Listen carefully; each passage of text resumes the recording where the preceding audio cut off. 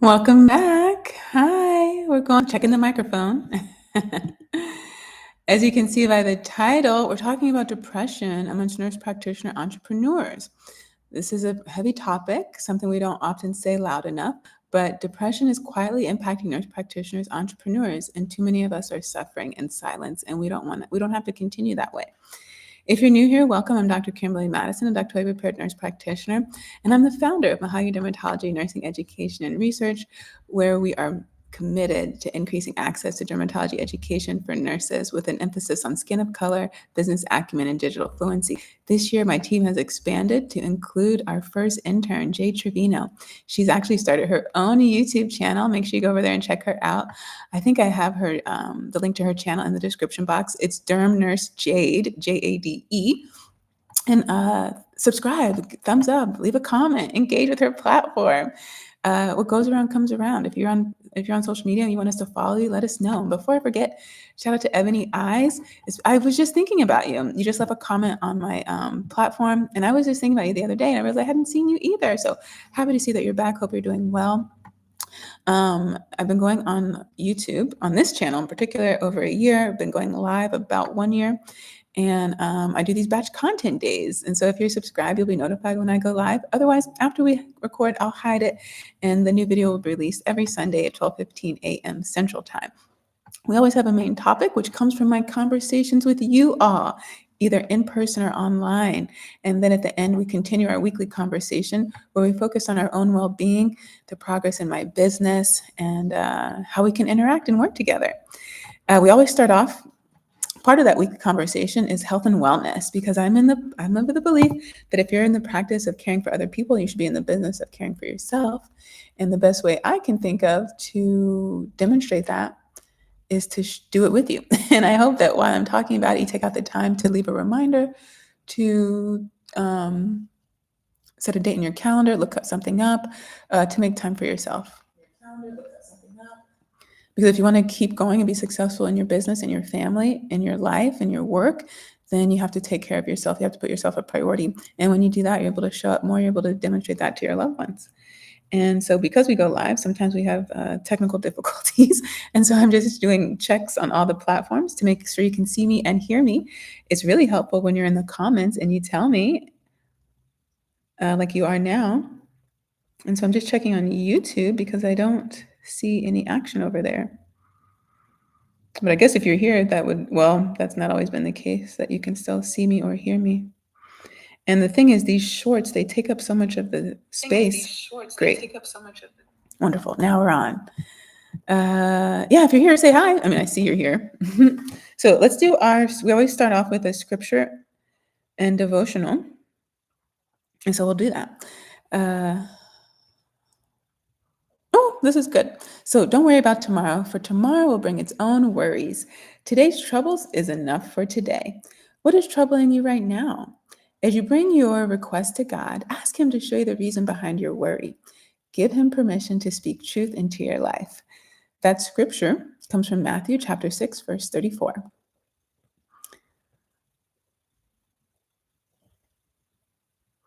In our prayer, Lord, please help me understand what your will really is.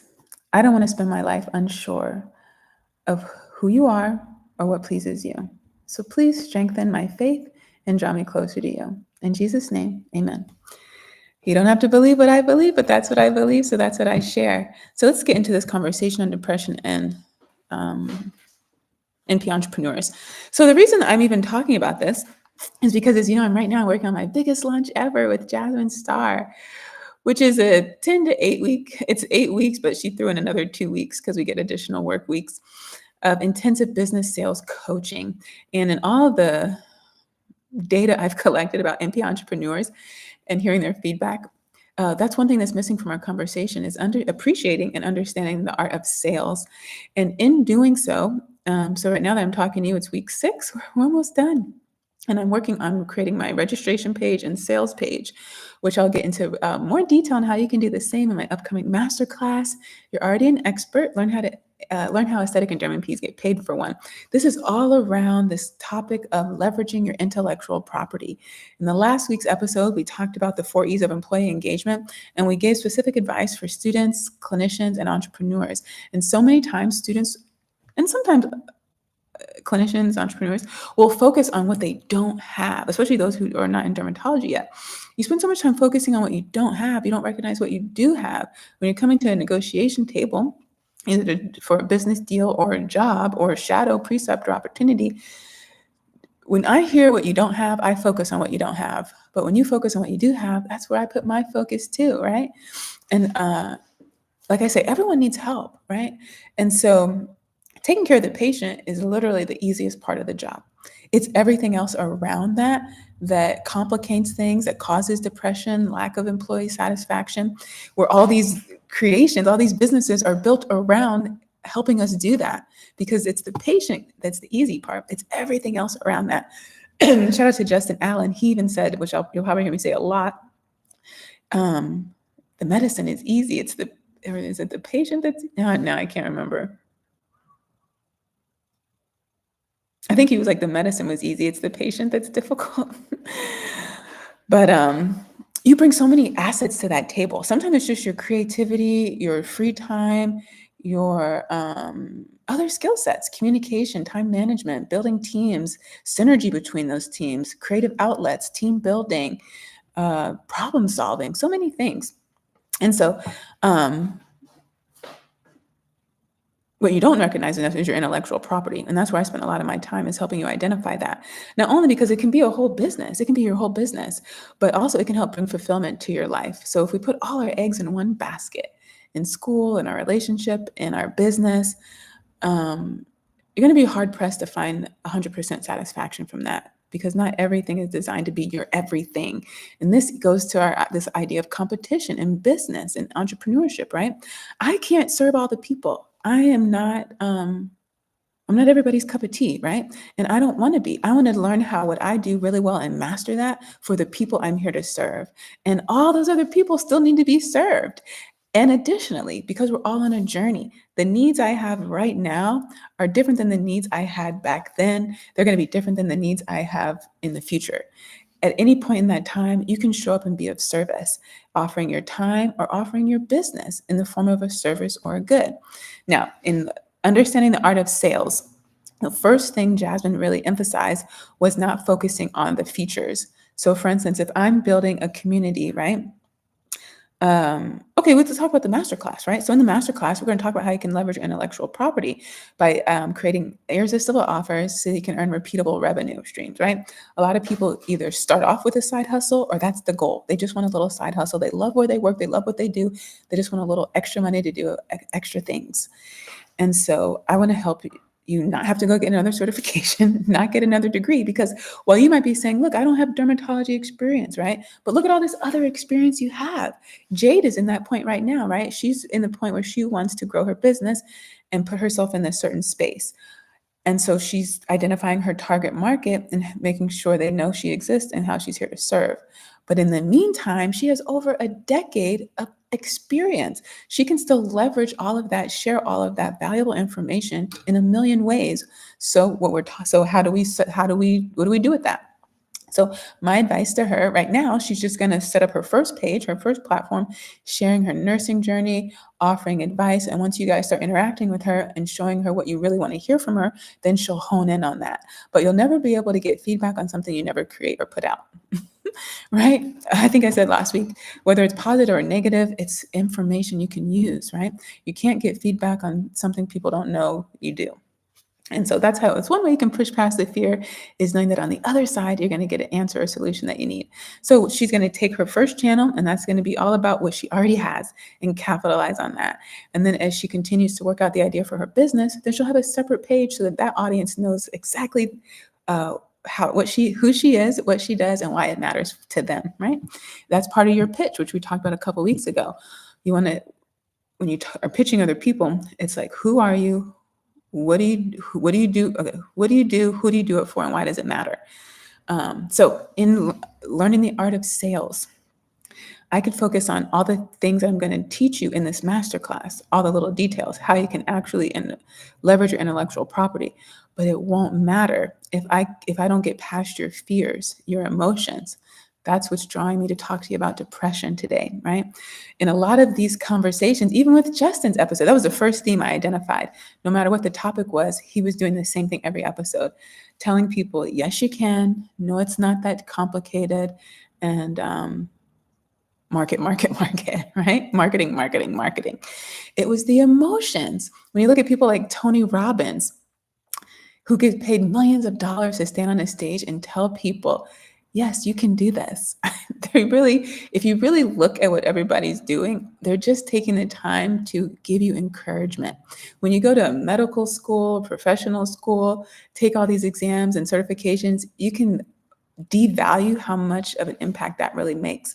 But when you look at all these these companies, these big 500 Fortune 500 companies, they're hiring people like Tony Robbins to come in and offer that encouragement, show people how they can contribute more to the team, show that leader how you can bring more attention to the people and show them how what they're doing really matters to you. And so even though we're talking about business and we're talking about the art of sales, we're really talking about people's emotion, because you have to tap into their emotions before you can tap into their wallet. And so they talked to you before about that know, like, trust factor. People need to know who you are, like who you are, and trust what you're saying before they ever buy anything. This is tapping into our emotional side. And depression's a big one. So we've seen firsthand, I haven't been clinically depressed, but when I first came out of undergraduate, look, I did what everybody told me to do, right? We don't ask enough questions. I went to school, I got a good degree, got a good education, good degree, went to apply for that good job, and realized really quickly I didn't meet the qualifications. And so that was really depressing. I was really down about that, hopeless about my future. Of course, so what happened, I went to God, I prayed about that, and he said, hey, if you spend all your time encouraging other people, I'll spend my time encouraging you. And he's kept that promise for the last 20 years, more than 20 years now. And I've done the same because he's never let me down. And I'm hopeful that we'll continue that track record. I'm seeing it in my clients and my peers, this pressure to keep it all together, to perform, to be everything to everyone. That's never ending. I mentioned last week a little bit that we get into this habit of doing everything ourselves. And maybe it's because we think everyone else is doing that. But I try to be transparent and tell you, I'm not doing everything myself. In my business, in my practice, in my personal relationship, I get help. Sometimes it's in the form of your faith. Sometimes you need a therapist. Sometimes you need to hire people. That's the other thing we don't do enough of, delegating. We're going to talk about that next week when we do our case study for a nurse-owned business. Right? That business owner, she has a team in place, which is check. We want that, right? Because the goal is to not work in the business, but on it. And that can only happen when we have a team in place and we take care of that team. But even though she has the team in place, she hasn't really learned to delegate enough, right? And it's a journey, right? She will eventually get there. But yeah, a lot of the entrepreneurs, they will say, I'm doing everything myself. And there's a lot of pride in that. And they will admit that they don't have enough trust, or they've had trust before and been burned. And so they don't want to hire on a team. So what's going to happen to that business? You have to ask yourself, it's going to be stifled, that growth and your growth and your ability to enjoy the work that you're putting in, to reap the harvest.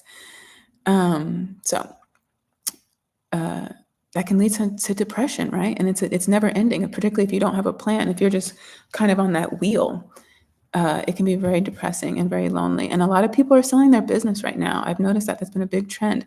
And so what we're seeing after the pandemic, not just in nursing and healthcare, but across the board, there was a big wave in entrepreneurs during the pandemic. Now that it's died down, some people have struggled. And we're kind of in that 5 years, like the 50% of businesses fail in the first 5 years. Only 10% of the people will make it. And there's a lot of reasons for that. One of them, as I talked to you about in the cash flow quadrant written by Robert Kiyosaki, he says a lot of people start off as the employee working for someone else. And then you move right from that burnt out position to working for yourself. But you still have to work for the money, as opposed to being on the other side of the quadrant, which is the business owner and the investor, where your money works for you. And so when you're the one doing all the work, you're working 24/7, 7 days a week. A lot of our med spa friends are working 7 days a week, friends. that burnout is going to be very real. You're going to be very depressed because now you've poured in all this time, all this energy, all this money. And if you have hired on people, now their livelihood depends on you. It's a lot, right? It's a lot. And so we can see how we get to this depression. Let's look at the numbers. So according to Medscape and recent studies, nearly 1 in 4 healthcare professionals experience depression. And entrepreneurs are twice as likely to struggle with mental health compared to the general population. Just let that sink in a little bit, right? In the United States, a survey from 2024 conducted amongst nurse practitioners who experienced depression symptoms revealed that around 32% were clinically depressed, while the majority reported having depression in a colloquial sense. And this was hard to find, right? And this goes back to what you've heard me say so many times. So much of our education, our clinical training, the questions people ask about us is related to the patient. Even all the data on getting this information, it was what the nurse practitioner needs to know to treat the patient. Well, what about the nurse practitioner being the patient, right? That's why you've heard me talk before about provider-centered practice, so that you have something in the tank, right? If everyone holds back a little bit, and still does their job, they know what their job is, we've set them up for success to do it appropriately. We've communicated the vision, we've encouraged them and enabled them to be successful. We've put things in place to make their job easier so that they can carry out the vision, do the task as a team.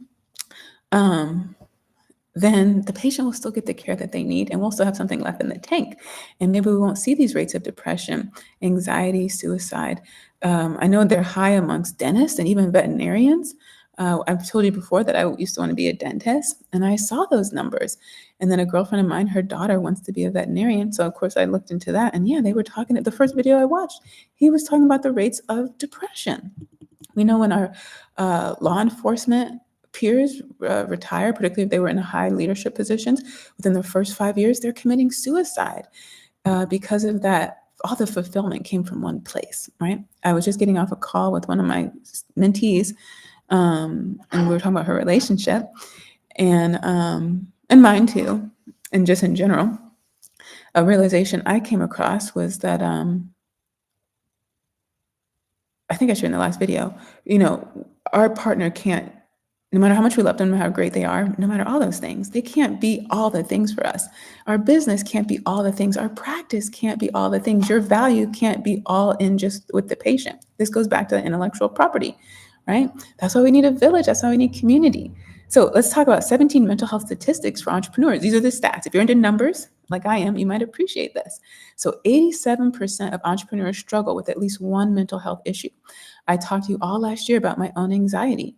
It was 100 when I first started practicing independently as an NP. Now it's about a 2, I would say, which I think is pretty manageable. But I think we all live with that because of our responsibility, right?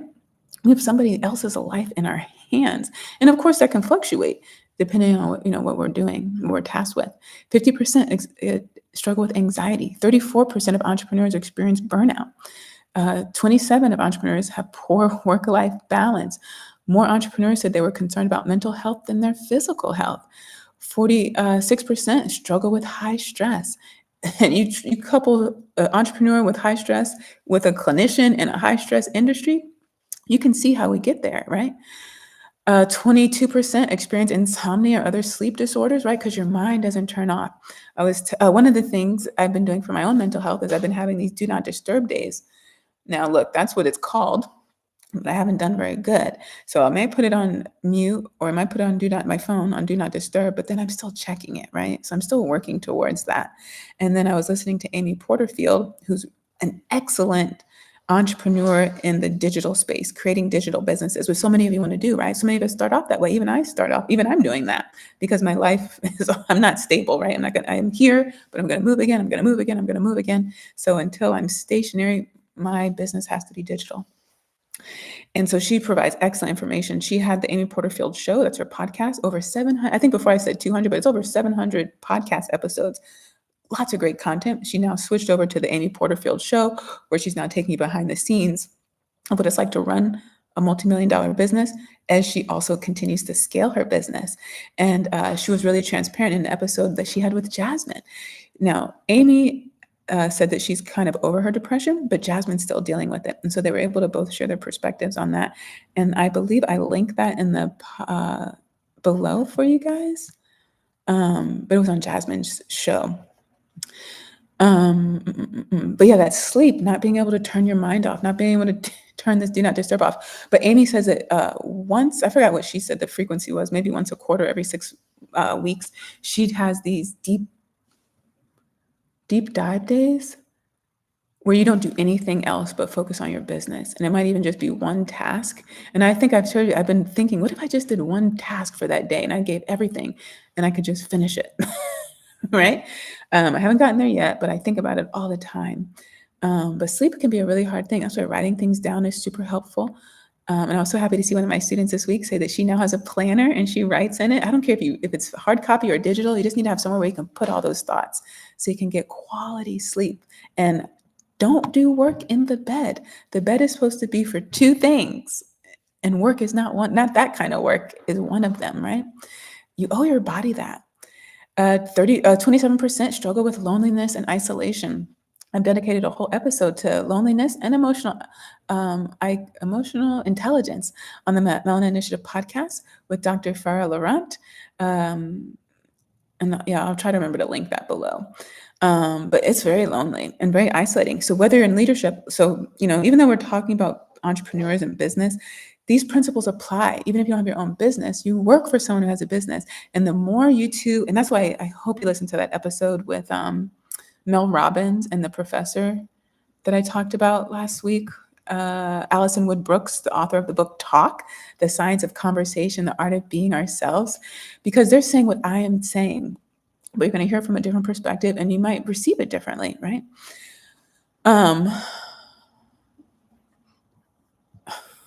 I forgot what I was saying.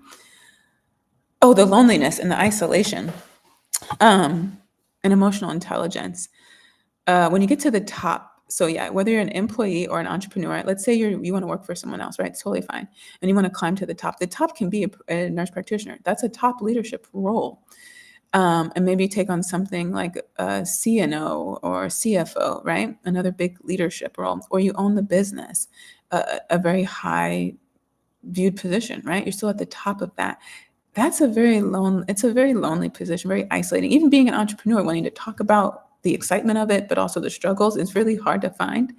That's me personally speaking, right? Because in the beginning of entrepreneurship, you're so excited. You want everybody to be on board. But what I liken it to is like, okay, there's the ocean. The ocean is the dream, let's say. And you have your boat. And you're like, look, let's go in the ocean. Let's go in the water. And so you have the boat. You're like, come on, help me, right? Friends, family, let's do this thing together. I can push this boat so much easier, so much faster with help. In the beginning, we recognize that, right? And we're dragging it across the sand, and it's if you're pushing anything across the sand, it takes a little bit of effort, but you're so committed because you want to get into the ocean. It's beautiful. It's the dream, right? You love the ocean. So you're trying to get everyone on board with you. And some people hang on a little bit, then they get tired, right? Their feet get wet, their feet get in the sand, and they start getting burnt and hot. They have to go use the bathroom. Life happens, right? They say life happens. You'll hear that all the time. Then once you get in the water, you're still where this water is pretty shallow. So you can kind of 1 foot in, 1 foot out, right? Just like in business, right? But eventually, once you're fully committed, you're completely in the boat, you're submerged in the water. The amount of energy that it takes to then pull people in the boat with you who are still on the sand, still 1 foot in, 1 foot out, still focus on how life happens, right? Because life's happening for all of us, right? But it's our perspective, right? Once you fully get in there, you can't go back. And it's lonely. You're out there by yourself. And so that's why you need that encouragement that we talked about last week. Even the encourager needs encouragement. Everybody struggles with something. Everybody needs help with something. That's why when you are trying to get into dermatology or trying to take that next step in your career, your business, even though you don't have that thing that you're looking for, you have so many other things that you can be of help. You can be of service. I've told you before, offer yourself up as a way of being of service. That will help you find out your purpose, who you're here to serve. It will answer a lot of questions for you, and you'll get the experience you want, the exposure you need, and that person that you're helping will also be able to continue to move forward and grow doing whatever they're trying to do. And even there's an esthetician I follow. She is I don't know if she's still with Learn Skin. Learn Skin has like an SD board. I think her name's Aisha. She was saying, at first I thought she was going to contradict something I said, but she said exactly what I said. So she has a lot of esthetician students who are aspiring to be estheticians, and they contact her and they want to do the barter system, right? They'll say, look, I help you with this if you can give me some experience and some exposure. But you know what happens? They don't show up. They don't respond to email. They don't communicate. It's this whole saying in business, right? When you talk about charging when you talk about charging people, and there's a whole conversation around whether or not you should charge people a certain amount or whatever. People don't pay attention to that, what they don't pay for, right? And so look, you have people out here who are willing to help you, willing to give you what you need, but you're not showing up, right? And so it's lonely. It's very lonely, very isolating. And when you keep hearing these numbers that I'm going over today, it's tough. And we can see why 50% of businesses fail, not only because they don't adequately have an exit strategy, they don't have a plan to get a team in place, to have someone manage that team appropriately. But it's lonely, right? Not delegating enough, not speaking up, not asking for help, putting too many eggs in our basket. We're spending 40 hours working for someone else, squeezing in barely any time for health and fitness, barely any time to have dinner with our loved ones, and then everything else is going to the business. So, the human body is human. It can't go on forever. Only 19% of respondents said they were aware of mental health resources specifically tailored for entrepreneurs and business owners. If you're looking for an idea for a business, this is one of them. You don't have to go back and get your psych degree. You don't have to go back and get clinical hours. You just have to understand that this is a problem and that there's a market who needs that kind of help, and put those resources together and then create a marketing and sales strategy so that they know you exist and that you're here to serve them and help them, right? I love that one. Female entrepreneurs are more likely than males to struggle with financial worries. Female entrepreneurs are more likely than males to struggle with imposter syndrome. Male entrepreneurs are more likely than females to face burnout. Male entrepreneurs are more likely than females to have poor work-life balance. Male entrepreneurs are more likely than females to struggle with depression. I think some of that is related to our society not giving men enough space to express their emotions, right? We see that even in an intimate relationship, even when you create that space for your partner, it can still be a challenge if they spend all their day out in the world where they're not given that opportunity, right? But keep going. I encourage you to keep going. And then sometimes you might just need to carve out space. It might not be every day, it might not even be every week. Maybe it's every 6 weeks or once a quarter, but just know when you know that it's coming and that's going to be an opportunity for you to take care of yourself, sometimes that's all you need. Not everything is all or nothing, right? In reality, it's a little bit here and a little bit there. And it adds up. It adds up. I'm telling you. I've been studying business over the last 10 years, and I didn't think it made a difference until I start to hear myself talk and I answer your questions. And that's where this whole idea of intellectual property started growing. It's like, wow, I really know something.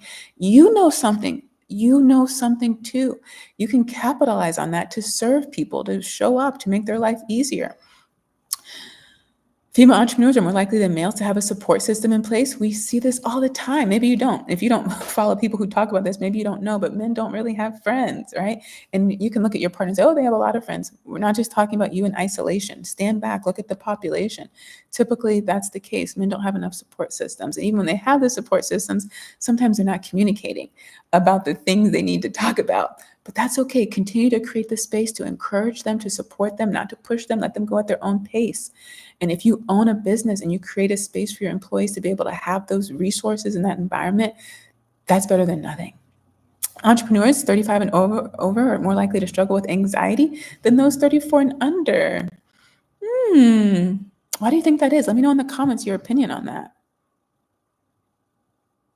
Maybe because of this idea that we think we should have already figured it out, which is interesting because a lot of times Justin will ask people on the Elite NP podcast how old they are when they're starting their business. And he likes the late 30s, like 30s, really mid 30s. He thinks that's the perfect time to start a business. That's when he started it and his business. And so naturally, but yeah, this would be a little bit, well, it's anxiety. I guess you don't want to fail, right? I think you tend to be a little more have a higher risk tolerance when you're younger, right? Even in our investments. And when we're older, we start to really recognize the clock. And so maybe that's where it comes from. That's my thoughts. I want to hear yours. And then our last 17, right? I said 17 mental health statistics for entrepreneurs. Entrepreneurs 34 and under are more likely to struggle with loneliness and isolation than those over. And I think young people do struggle. I think young people struggle quite a bit. And now in today's age, I've listened to a lot of conversations lately about the digital space, right? About living our life online, growing up in an online space. Even Trevor Noah has his podcast out now called Now What? And he was talking about, when we grew up, I was really into video games. He said they ended, right? You would get to the end of level 1, and that was it. It was a clear sign that you can step away and come back later. But now they're never ending. And then this particular topic episode, they were talking about men, relationships, and something else. But if you have men who are playing, and women play video games too, but if you have men who are constantly playing these games, then they're not establishing friendships. They're not establishing, which the guest was really big on, being exposed to no and rejection and recognizing that you're okay, right? Even if you don't get that job, even if that person walks away, even if you ask someone out and they say no, it's okay. You're going to be okay. You need to tell yourself you're going to be okay. But a lot of times, and we see this in our young men, they get their one heart broken. And after that, there's no recovery. There's no recovery. And it's really hard when you don't put yourself in a position to be rejected, because rejection isn't necessarily a bad thing. Every no gets you to a yes. I started applying for jobs when I was really young. I've applied for over 100 of jobs. So I've heard no a lot. But every time I kept applying, eventually someone said yes. So that's why I got that philosophy. So, did I tell you about Amy and Jasmine already? But yeah, that episode was really nice. It was really candid about their battles with depression and how they're handling it, and to be open and honest about that. And what's really a great example is that they're still working. Sometimes things happen and then we think we need to hide away and shy away from it. But they were very honest about that. And hopefully that encourages you to do the same. They both sought help. Right? We have professionals that are in the space to help. You don't have to diagnose and treat yourself. Let someone take care of you. Right? This goes back to getting help. Help for your business, help for yourself, help through your emotions. Ask for help. Even this week I made a video about getting help. And shout out to Dr. Bless, who's out here in Houston with me. She said her biggest problem with getting help is asking for it. And that goes back to what I mentioned last week about this concept that we try to sell people, that we can do it all ourselves. You don't get any awards for doing it all yourself. You're not going to get the best wife award, the best mom award, the best entrepreneur NP award. Those, I told you, one of my goals is to be one of the top 100 companies people want to work for. They're not teams of one. There are no solopreneurs on that list for a reason, right? And even all the coaches that I've worked for, they're really good about that. They're really good about letting their team shine, because some people are really good in those positions. Let them shine. Let them have that satisfaction that they're able to show up and serve and fulfill their purpose in this way. Even I was, last year, I think I shared with you guys, one of those churches I follow, they had like a whole day dedicated to admin. And at first I thought, who really wants to do this work? Because I don't want to do it. So we always look at everyone, we project through our own lens. But having them dedicate a whole show to the administration and seeing how much they love the work they do, it changed my whole perspective. Even Angie, my executive assistant, helped me see that too, how much she loves the work she's doing, because this is tough, right? Both of our jobs are tough. But not everybody wants this level of responsibility. And so being able to clock out, right? Because there's no clocking out in entrepreneurship. And there's nothing passive about any of it. Because even if they call it passive income, but someone has to manage that passive income. Someone has to keep an eye on it. Even if you hire someone to keep an eye on it, you have to keep an eye on them. So there's nothing passive about it. But it can be done effectively in a way where you still have what we're going to just call some of that balance for now, right? And then what can we do? Well, certainly raising awareness, reducing the shame, knowing you're not alone. I think just knowing you're not alone is 85% of it. So many people, even our young people who are living in the digital world and they're dating digitally, going to school remotely, having meetings remotely, going to church remotely, right? When you're in your own head, our imagination is incredible. It makes everything look 10 times harder, right? And so that's why we talk about community all the time. you need it, right? And maybe you can't get it all the time, but it needs to be on your calendar, and then you need to commit to it. So if you've ever felt like the weight of your career or business is crushing you, you're not alone, okay? And in this master class, we're going to walk you through practical strategies that you can get paid well without burning out. You're already an expert. Let's build a business that honors your health too, okay? Let's do some quick updates. So the time that you're watching this, some of the latest articles on the Mahogany Dermatology blog, me and Jade did our monthly reflection. Every month we do a monthly reflection of what we're learning, our advice for those of you who are in the entrepreneur space who are thinking of doing your own internship. That's how you can get help, right? That's how you can give someone exposure that they need. We're sharing our thoughts, and then we're taking all that and creating an ebook so that at the end of the year, we'll put it all together so that you have a step-by-step guide to do the same thing, get the help you need, and let someone else get the exposure they need. I love this partnership that I have with Jade, watching her growth, watching her confidence, and what she's able to accomplish too on her own behalf, right? We both benefit from this, and you communicate to make sure you're both still benefiting from it. I dropped my first article on AI foundations, going over definitions and the implications for AI in dermatology as it relates to DMP project ideas, PhD nurse-led research, and we're just going to keep talking about this topic and moving forward. That's a big part of my mission, the utilization of AI and AR. Allergan. So Allergan, I don't know how long it's been around, but I talked about their Dream Initiative, which is a new focus on skin of color. They even have a gallery of images. So check out the blog. I've updated that. Not if you're watching me live, it's not there, but by the time this replay happens, it will be up. And yeah. Oh, so I just got an email from a group of 3 students in a DMP project, in a DMP program, and they get to work together. I've mentored quite a few DMP students, and from my own experience, I have to say, these programs are structured quite differently. I can't remember if we were allowed to have a group for our DMP. I think we were. But this is my first time being able to work with one.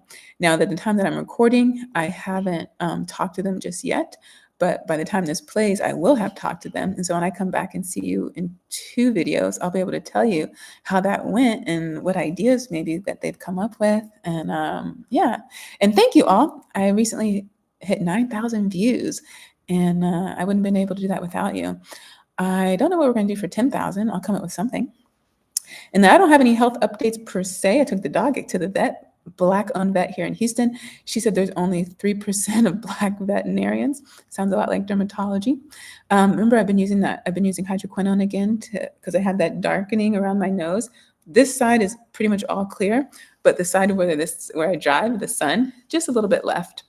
That's the most update I have on my health. And once this coaching program's over, then I will put the therapist on my radar again. I told you about Do Not Disturb and Deep Work. Remember, the DMV Dermatology NPPA group will be having some dinners during the SDPA conference, which is in June in DC. Starting on June 25th, that Wednesday, going to go to the Capitol for their Hill Day and talk to legislators. And then it goes until that Sunday. So we're thinking of having our dinner on Friday and Sunday. We'll keep you updated once those dates and times have been solidified and the venue. And so we had the Diversity Dermatology Conference in Louisville. That was an awesome opportunity and great to see everyone. Now we're looking ahead to our first collaborative care conference in September in Orlando, Florida at the Grand Bohemian Hotel. I put the link in the description box so you can sign up for that. This is a unique experience and opportunity for learning in one room because we can't do it all. This is a great way to wrap up our topic for today on how we can't do it all anywhere. We need help from everyone. And it doesn't diminish you in any way. In that room, you're going to have dermatology, rheumatology, immunology, gastro, because think about how inflammation impacts the whole body. In nursing, we pride ourselves on holistic care, comprehensive education even, right? This is one of the ways to demonstrate that in practice. I'm super excited about it. Been telling all my friends about it. I've met quite a few people in the autoimmune space lately for the podcast, and perfect timing. They're thrilled about it and can't wait to show up. Shout out to Tiffany Cartwright, who I had the chance to meet at the Diversity and Dermatology Conference. She's out of Detroit. What up, though? And a former judge. She's the founder of Glam, which is a body butter line at Target, and she debuted her new body scrub line during the conference. Sweet lady, and so proud of her. In our exhibitor hall, we had all these pharmaceutical companies, big companies, right? Medical derm. And here she is, the single sole entrepreneur with her product and allowing us to have a whole experience. She had lemon, lavender, and brown sugar scrubs. So right before you even get to the table, you can smell it. We all got a chance to put it on our hands. She poured warm water. Our hands were baby soft, butter soft for hours. I just kept smelling and enjoying that lemon. That was my favorite one. And she couldn't have been any sweeter. She was thrilled to be there. She didn't know what she was signing up for. And yeah, just want to want to ask you to support her, encourage you to do that. I'll put the link to her products below. And I thank you all for watching. If you're here for Batch Content Day, we've got one more. I'll wrap this up, hide this video, create the, I already have the, so, the behind the scenes part of this. I already have all the captions and everything. So I'll put that I'll create that next video and change, and then we'll be back. Thank you all for watching. See you next time.